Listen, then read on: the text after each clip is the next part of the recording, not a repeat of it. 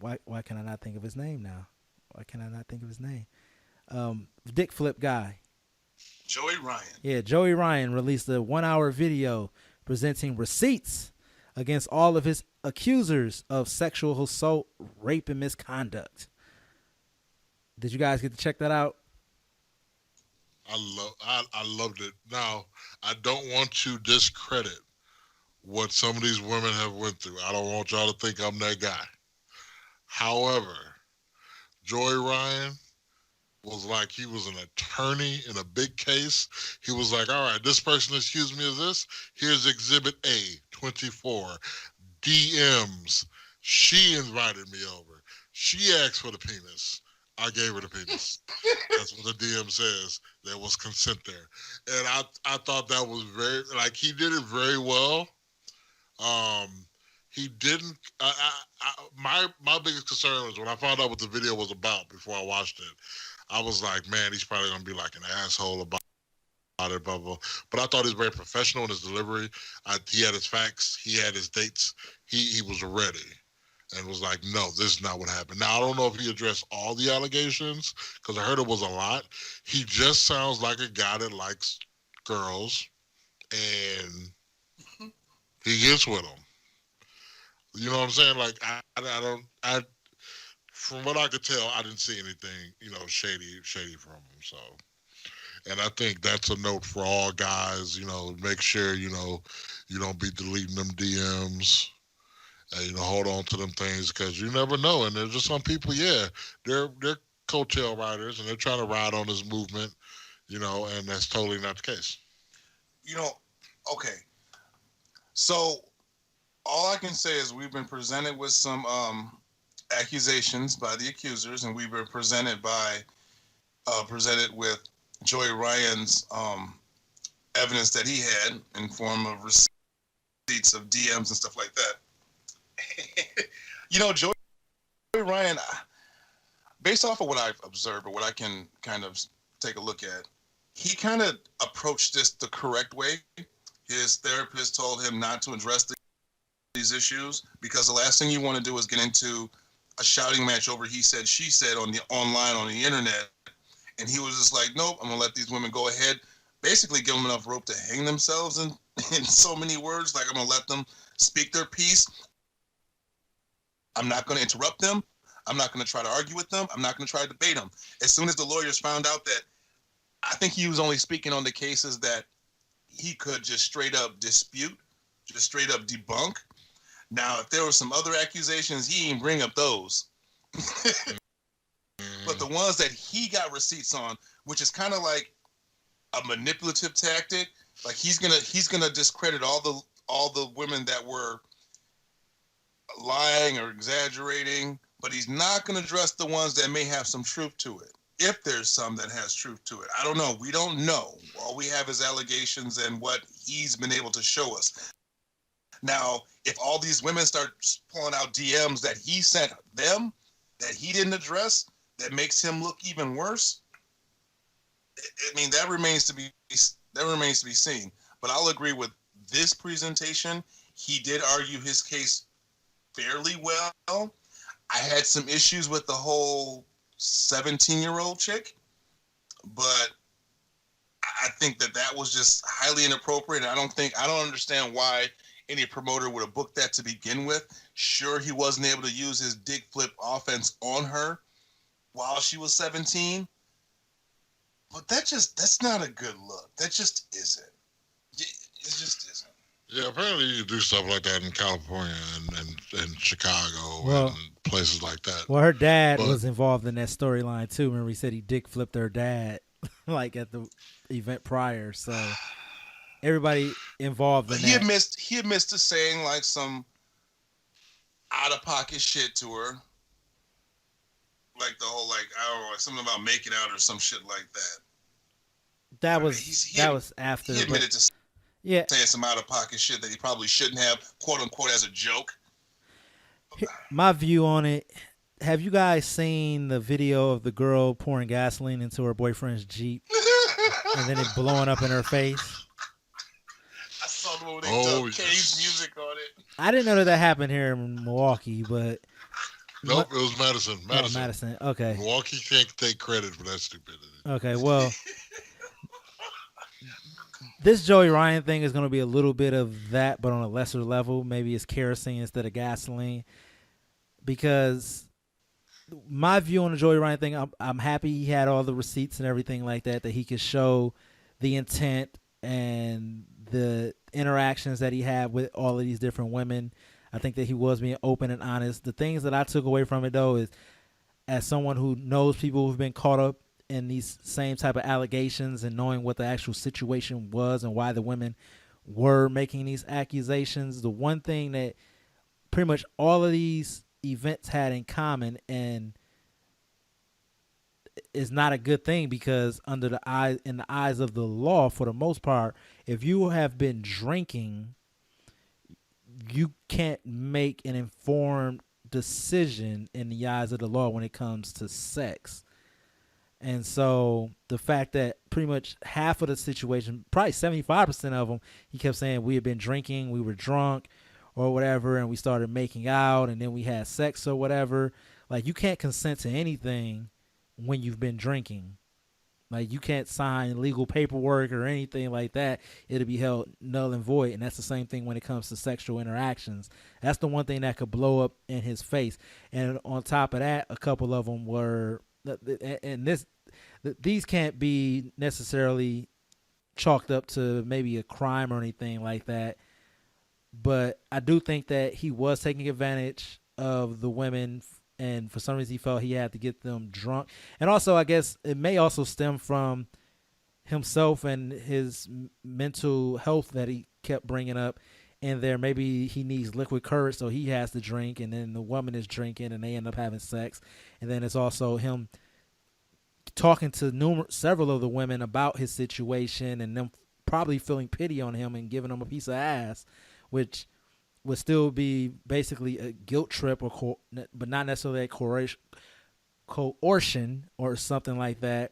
But as far as the alcohol thing, I have an issue with that, because that kept being a reoccurring theme, that you would get these women drunk to have sex with them.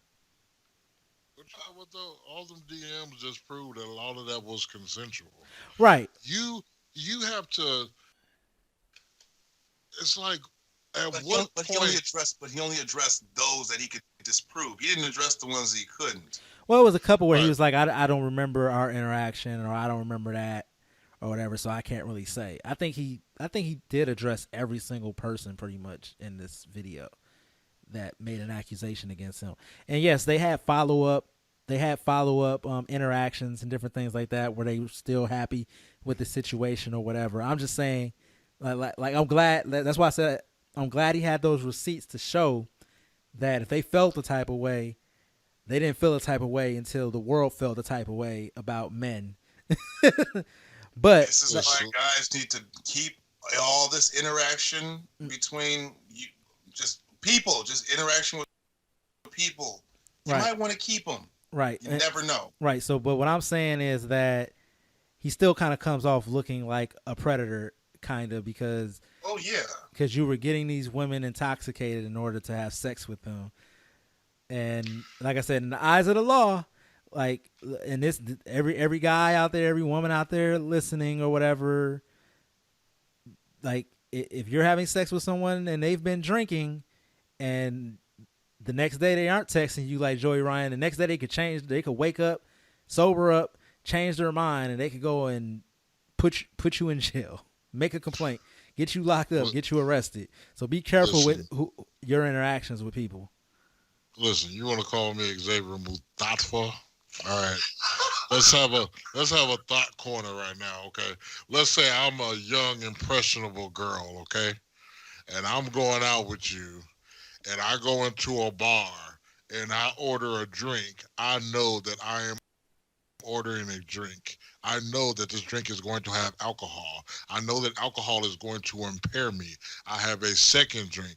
Now, granted, I walked in with this dude, so I'm probably already decided if I'm going to do something with said person or not.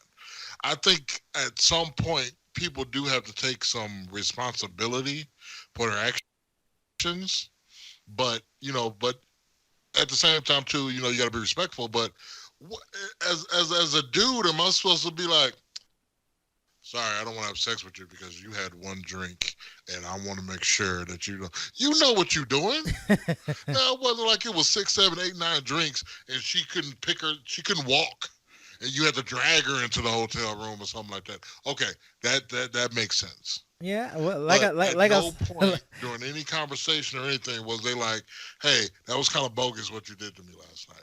Or, hey, I felt uncomfortable. Everybody was like, hey, it was fun hanging out with you. Right. I get it. Like I said, Joey Ryan had receipts of them never, ever addressing or getting upset with him afterwards for the most part from all these different women. So I'm saying, like, for him, it worked out. Or maybe it is going to work out or whatever. Like I said, he's still a creep for having to pretty much get every single one of these women liquored off of their tails in order to have sex with him or whatever. But just as a general rule, be careful with who you have sex with out there, especially if they've been drinking. Get consent before you guys go and start drinking.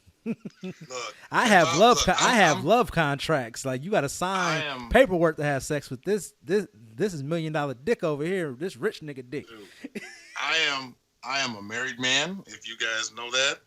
And if I was single, I guarantee you I would have, before there's any type of play going on or whatever, I would record this broad on my phone saying that she consents to whatever happens this night. Because I'm not playing around. In this day and age, I don't envy you guys out there in the dating world, because he said, she said's a motherfucker. And like you said, all it takes is, it's a double standard. Two people get drunk. Woman wakes up and she's upset that, oh, this guy took advantage of me. I wasn't in the right state of mind. Well, guess what? You both were drinking. Maybe you both weren't in the right frame of mind. But he's looking like the predator and you looking like the victim. I mean, like Mustafa said, there's got to be some personal responsibility on both sides. But again, I don't envy y'all single folks out here in this dating world today. Hey, don't think you can't get it too while being married. I know a guy that was married. His wife had made a pass at him that, like, I guess she wanted to try anal sex or whatever, and she was like, "Ooh, I can't do that or whatever. I gotta be more drunk in order to do that." So she got more drunk, and then he did it. And she didn't like it, and she went and told the police that he had sodomized her without her consent. See, because she said, "Hey, like, I need to be drunk in order to have anal sex." And I would have low key recorded her saying that. So don't think you married and you can't get got. That was his wife. Oh, I get that. But I'm just saying. Y'all single folks with these randos at the one night of randos, man. Luck with that. Luck with that. And again, was she like falling over? He had to pick her up and bend her over to do that. Like, how does that work? And how was that fun? But anyway, motherfucker drunk. How was that fun? Let me stop putting out a Me Too movement on all of us in a minute. Mustafa. They're going to be like, Chris Black back in 1999. Have you got... I was a senior in high school. Well, you took me out for juice. Things went awry. Besides the speaking out movement that we talked about on a previous episode, you guys know anybody who's gotten got out of the industry due to sexual assault?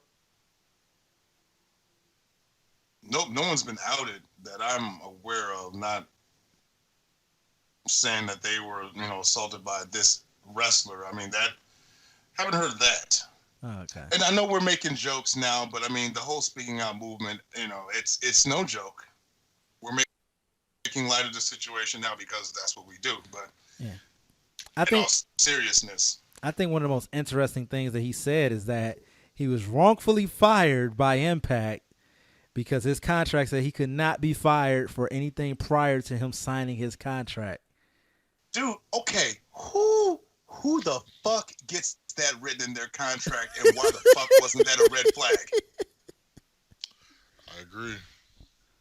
have to be like, hold on, before you sign this shit, nigga, we gotta do a very thorough background check on your ass. Well, when you're known as the dick flip guy, you would expect you might have some people that come after you later on from your past at some point.